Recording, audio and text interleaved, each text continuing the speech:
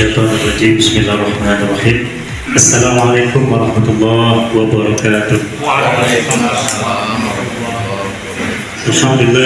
Alhamdulillahilladzi alafa baina qulubina fasbahna bi ni'matil ikhwan. Asyhadu an la ilaha illallah wa asyhadu anna Muhammadan abduhu wa rasuluh alladzi la nabiyya ba'dahu.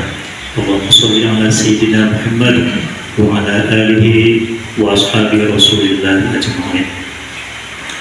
Yang pertama sekali tentunya kita bersyukur kehadiran Allah Subhanahu wa taala atas berbagai limpahan karunia-Nya kepada kita semua sehingga kita bisa berhadir dalam majelis yang insyaallah penuh dengan keberkahan darinya, dalam majelis yang insyaallah diridhoinya, dan insyaallah dari majelis ini pula akan hadir berbagai kebaikan-kebaikan untuk kita semua, juga untuk para santri-santri kita insyaallah.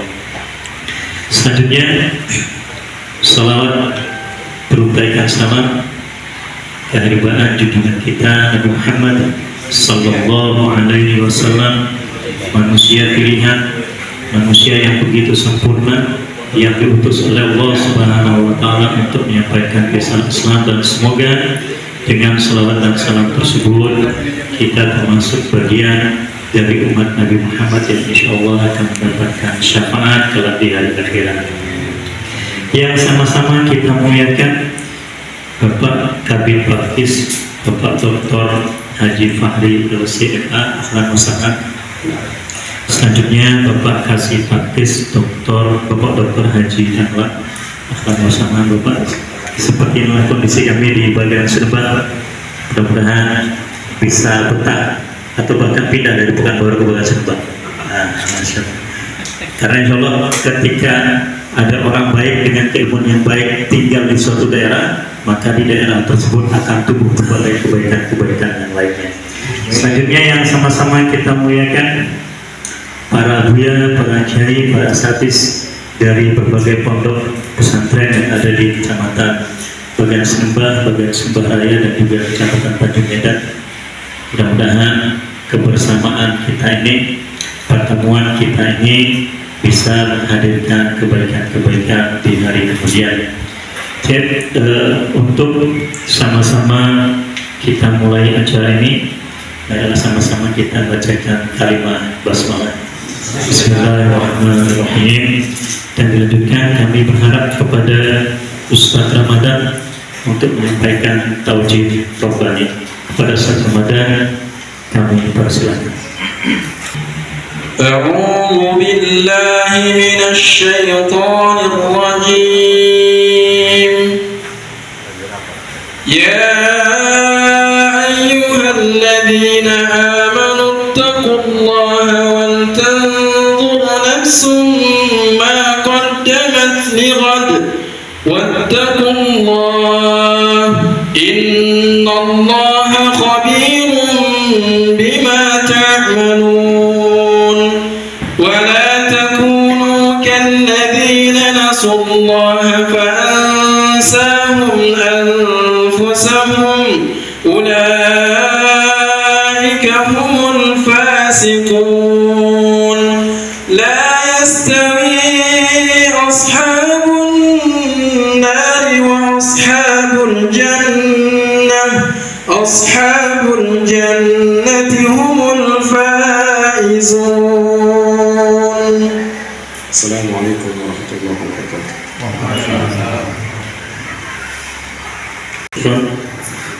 Jazakallah khairan jazaa kepada Ustaz Ramadan yang telah mengingatkan kepada kita beberapa ayat dari surah Al-Hasyr, begitu menggugah bahwa ketakwaan adalah sesuatu yang harus kita persiapkan untuk menjelang hari kehidupan kita yang berikutnya. Selanjutnya kita mintakan penyampaian dan arahan dari Bapak Dr. Haji Fahri LCMA. Waktu dan tempat kami persilahkan.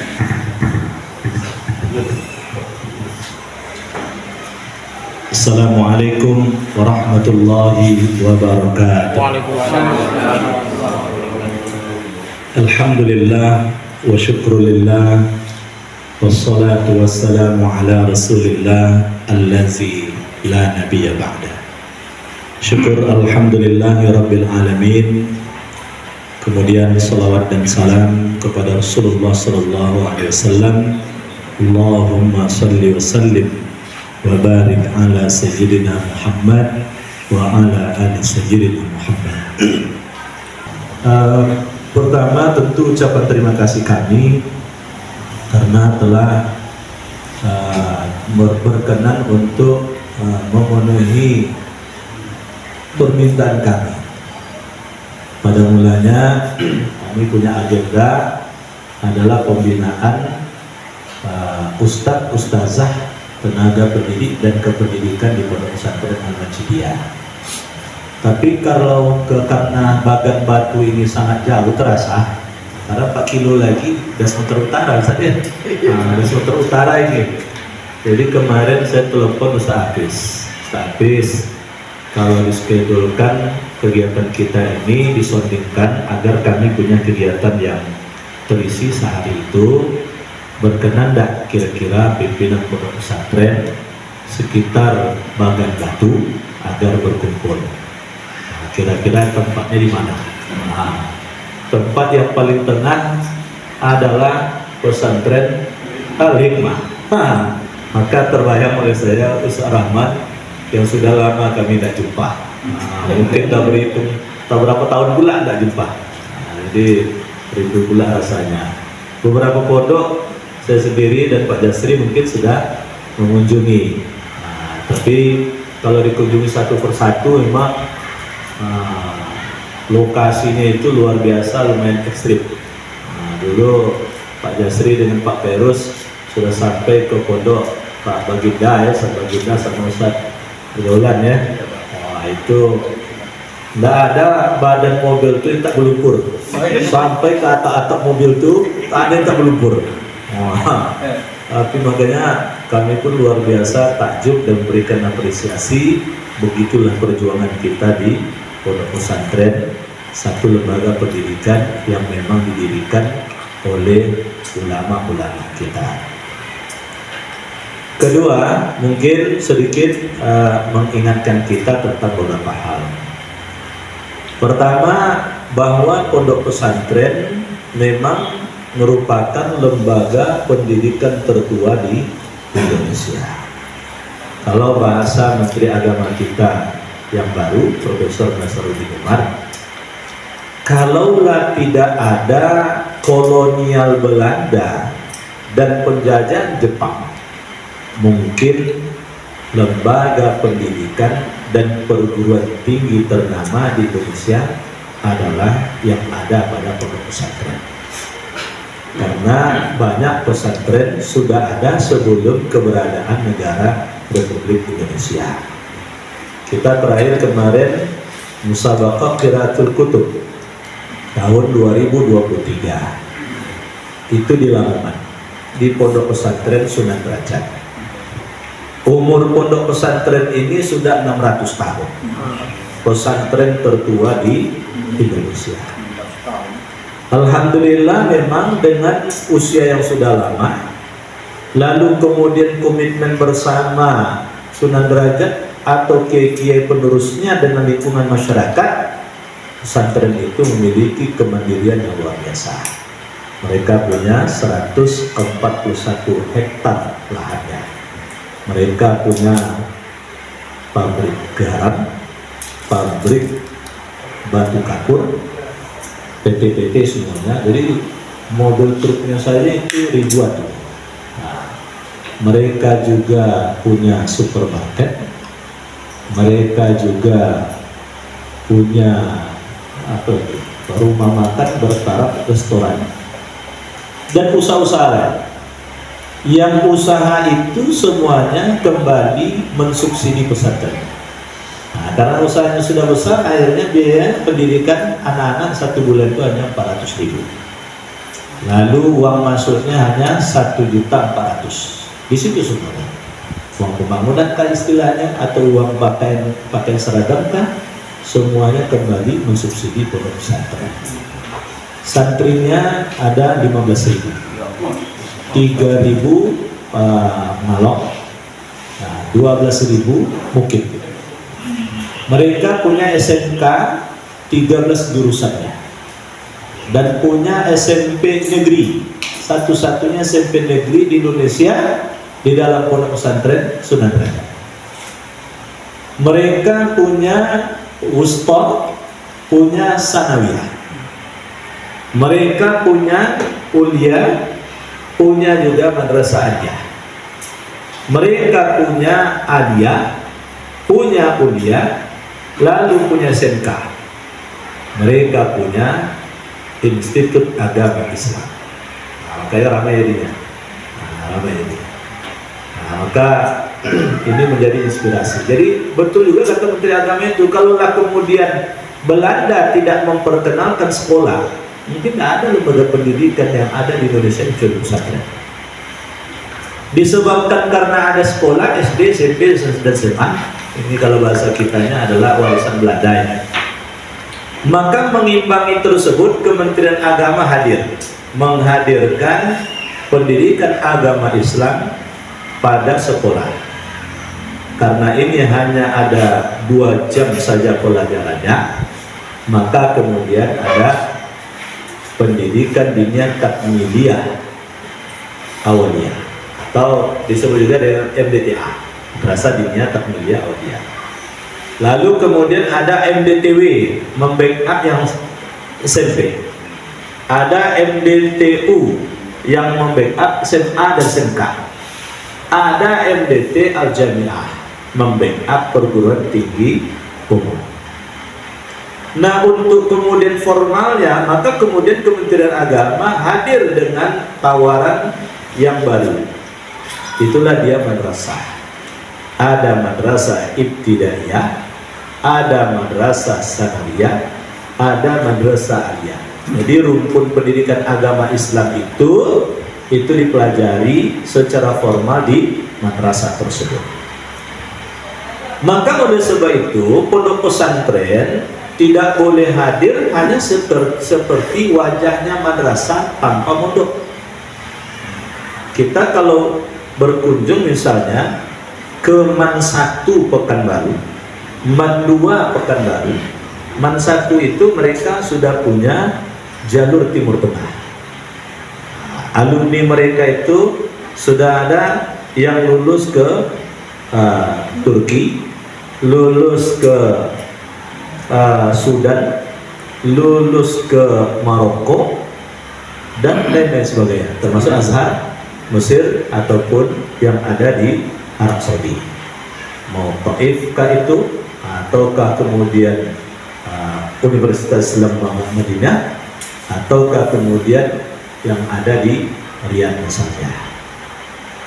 Jadi artinya pondok pesantren ini memiliki wajah berbeda. Ketika satu lembaga itu disebut dengan pondok pesantren, berarti minimal dia menyelenggarakan pendidikan pada pondok pesantren dengan satu dari dua wajah. Pertama adalah wajah kitab kuning, atau yang kedua wajah dirasah Islamiyah. Oh, ternyata setelah itu dia pondok pesantren tersebut membentuk atau mendirikan lembaga pendidikan yang menyelenggarakan proses pendidikan baik formal ataupun non formal, itu dipersilakan. Nah, jadi mungkin pesantren mendirikan madrasah seperti Al-Hikmah, di sini madrasah, atau juga yang serupa dengan Al-Hikmah, atau boleh jadi mungkin mendirikan PKPPS, pendidikan kesetaraan pondok pesantren salafiyah, ataupun mungkin mendirikan pendidikan diniyah formal, atau mungkin ingin mendirikan satuan pendidikan agama. Semuanya itu sudah difasilitasi oleh negara melalui Kementerian Agama. Nah, yang paling penting, apapun kemudian satuan pendidikan dan satuan penyelenggara pendidikan. Jadi kita harus bedakan satuan pendidikan pondok pesantren atau satuan penyelenggara pendidikan pada pondok pesantren. Yang penting standar kelulusannya merujuk kepada semua itu. Contoh, satuan pendidikan pesantren kita ambil kitab kuning. Kita juga membentuk atau mendirikan satuan penyelenggara pendidikan madrasah. Boleh diintegrasikan. Satuan pendidikan pondok pesantren, satuan pendidikan pesantren tersebut kan minimal mempelajari 7 rumpun pendidikan agama Islam berbasis kitab kuning. Kalau dia kitab kuning, jadi ada bahasa Arabnya. Bahasa Arab ini silakan boleh dirincikan. Ada nahwu, ada sharaf, ada ilmu mantik, ada mungkin ilmu arud. Silakan. Kalau dijabarkan menjadi 4 misalnya. Kalau tak siap tenaga kita bahasa Arab secara umum, tapi dengan pendekatan kita. Kita ingin mengajarkan misalnya fikih, rukun ilmu yang lain fikih. Bisa fikih secara umum tapi berbasis kita.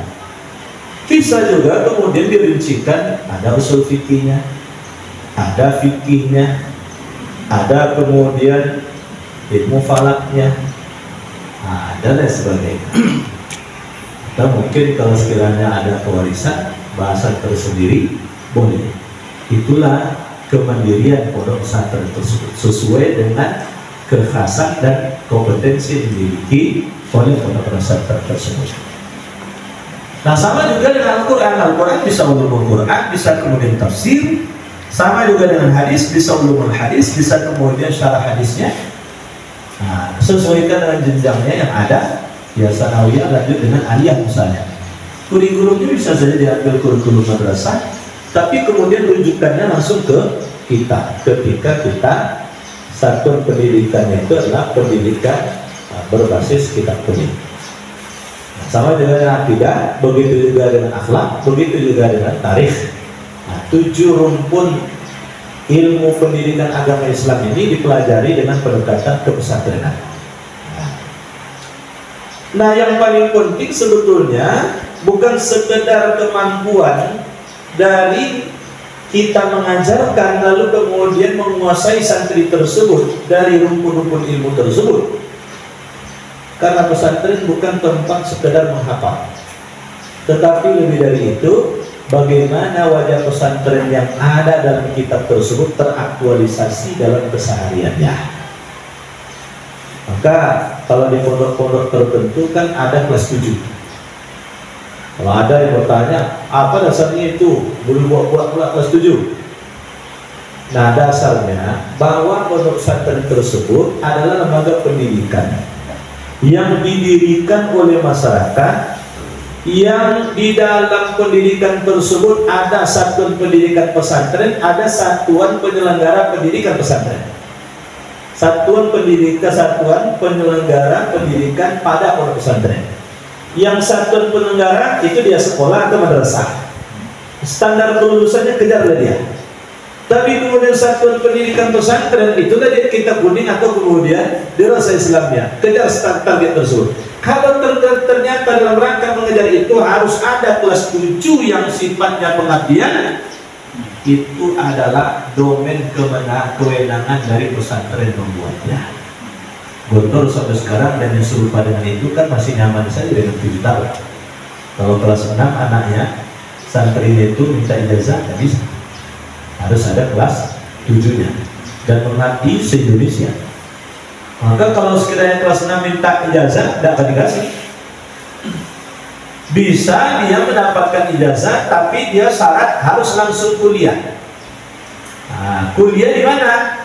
Di perguruan tinggi yang ada di Gontor tersebut. Nah, itu boleh. Cobalah kalau cabut-cabut saja dia tamat di situ, lalu kemudian dengan surat keterangan tamat telah menyelesaikan 6 tahun, dia ikut azhar. Itu ada teman saya ikut tes azhar, lulus dia tanpa sepengetahuan dari Gontor, dia daftar di azhar, lulus dia. Begitu ketahuan lulus, dengan ijazahnya sampai sekarang tidak dikasih, karena dianggap sebagai berkhianat. Karena janjinya kan 7 tahun. Kenapa kemudian diam-diam di belakang kok kemudian daftar ulang? Apa salahnya? Jujur saja, datang ke kiai, datang ke pimpinan pondok pesantren, lalu kemudian sampaikan hasratnya, saya ingin daftar Azhar, gimana kiai? Izin enggak? Kalau enggak, ikuti saja. Nah, itulah risiko ketika kemudian dari awal memilih pondok pesantren tersebut. Maka tidak bisa kemudian datang ke kantor nanti, Pak Kanwil, tolonglah Pak Kanwil kasih surat itu, tegur kiai itu tersebut. Ini adalah wajah pendidikan pondok pesantren yang tidak bisa diintervensi, kecuali kalau dia bertentangan dengan regulasi yang telah dikeluarkan oleh Kementerian Agama. Itu baru bisa. Mungkin Kementerian Agama tugasnya adalah mengingatkan.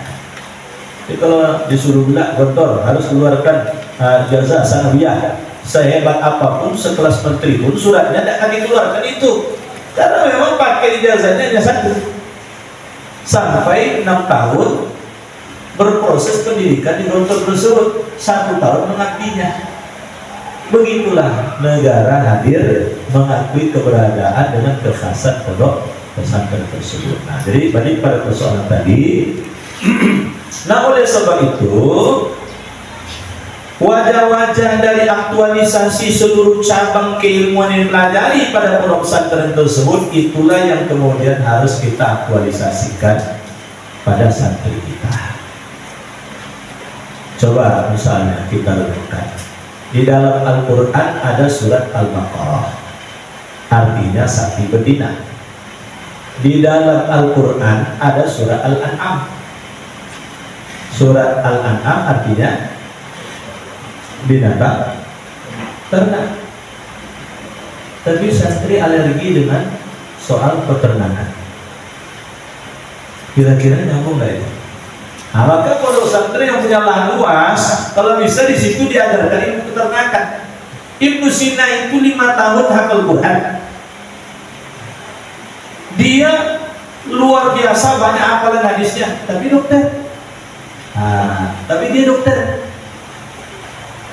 Imam Toba-Toba tersebut dia 7 tahun sudah hafal Quran, 10 tahun sudah jadi ahli tafsir.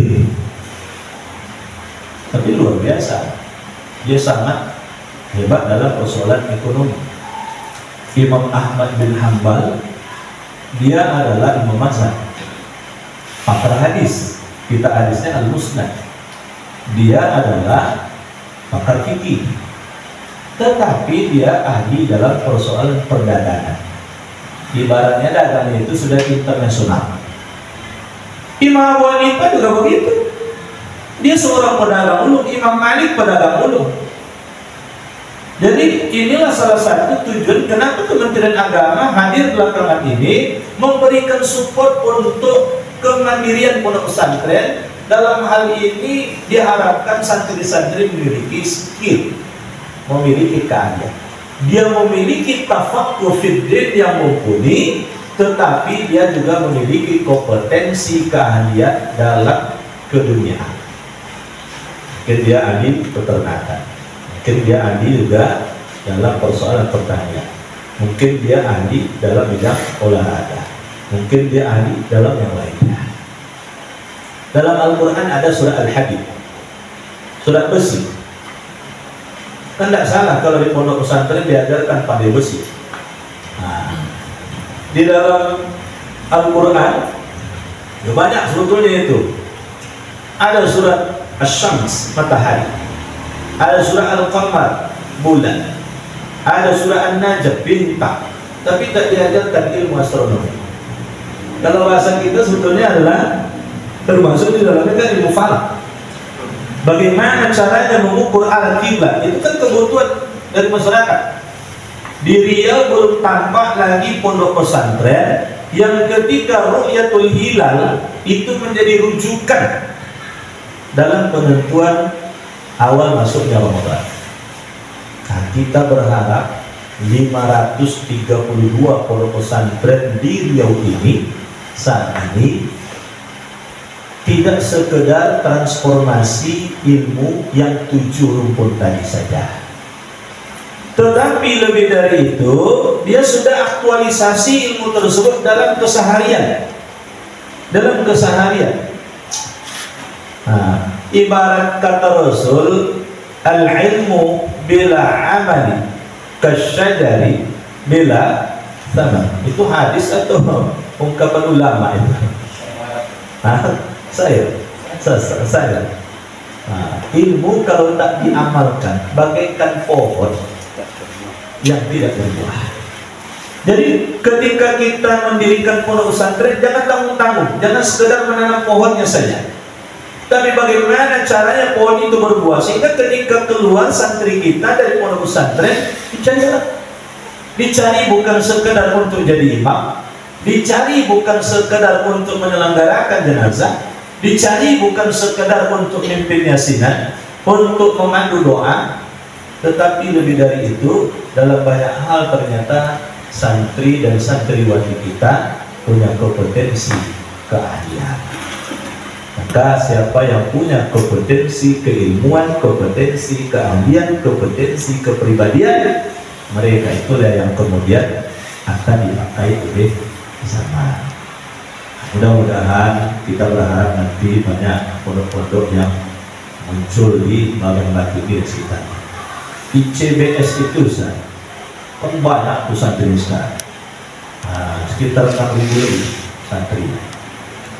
Sebetulnya kalau kita dalami betul, cobalah tinggal sekitar seminggu di sana. Kalau secara merata santrinya di sini saja. Cuman yang pandai, yang suka pidato biasanya, sehingga akhirnya lomba pidato tingkat nasional juara. Yang dia kemudian suka ngapal-ngapal, maka diarahkan cenderungnya Al-Quran ke hadis. Nah, yang Al-Quran ikutkan lomba tahfiz, yang hadis dibawa lomba tahfiz hadis. 100 dengan sanad, 500 tanpa sanad dalam cabang MTQ. Yang hebat kemudian syarih Al-Quran dilombakan pula. Yang biologi diasah biologinya, yang kemudian fisika kimia diasah pula, diikutkan lomba, sehingga dalam berbagai aspek seakan dia paling hebat. Sebetulnya kalau kita yang alumni pesantren, yang kita dulu ngaji kita, begitu masukkan anak kita ke sana, kebetulan anak kita biasa-biasa saja, saya kira percaya 6 bulan kita tarik lagi. Ada teman saya 1 tahun boleh lama ditarik. Karena ternyata baru di aliyah belajar bahasa Arab. Tingkatan aliyah baru belajar bahasa Arab. Tapi kalau skill-skill yang tadi, mereka kemudian asah anak-anaknya, santri-santrinya, sehingga seakan kalau yang cenderung kitab betul-betul diasah. Jadi penggalian bakat dan minat tersebut dari awal sudah mereka jajaki. Sehingga anak-anak diarahkan ke sana. Sehingga seakan pesantren itu seakan pesantren paling hebat. Sebetulnya publikasinya hebat. Kalau kita sebetulnya banyak yang hebat, cuman buat kali mungkin publikasi kurang, sehingga akhirnya kemudian orang yang cenderung di zaman media sosial ini cenderung kepada pesantren-pesantren yang seperti itu. Nah, mudah-mudahan dengan pertemuan kita ini sedikit kami memberikan semangat bahwa insya Allah dengan keberadaan undang-undang pesantren ini tidak usah dirisaukan lagi, makin lama tentu pemerintah akan semakin memberikan perhatian yang tinggi, karena sudah ada undang-undang pesantrennya. Di provinsi pun kita sudah ada perda pesantrennya, sudah ada pergub pesantrennya. Kita sudah membentuk kemarin itu tim percepatan penerapan perda dan pergub tersebut, tinggal eksekusi. Siapapun yang jadi gubernur nanti tinggal menjalankan saja lagi. Artinya badan jalan sudah dibuka. Kalau ibaratnya ke membuka lahan, badan jalan sudah dibuka. Tinggal masuk saja lagi ke sana. Kelola pesantren ini secara baik karena regulasinya sudah terbentuk. 22 OPD, dinas, badan dan instansi di pemerintah provinsi sudah siap mensinkronkan program dinas dan badan mereka itu untuk kepentingan pesantren. Maka tinggal lagi nanti siapa yang akan punya komitmen untuk menjalankan. Semoga nanti terpilihlah gubernur yang memiliki komitmen dalam hal ini. Ini saja dari saya. Mohon maaf kalau sekiranya ada khilaf dan salah, dan mohon maaf kalau terlalu panjang. Terima kasih. Assalamualaikum warahmatullahi wabarakatuh. Mungkin dilanjutkan oleh Pak Kabir.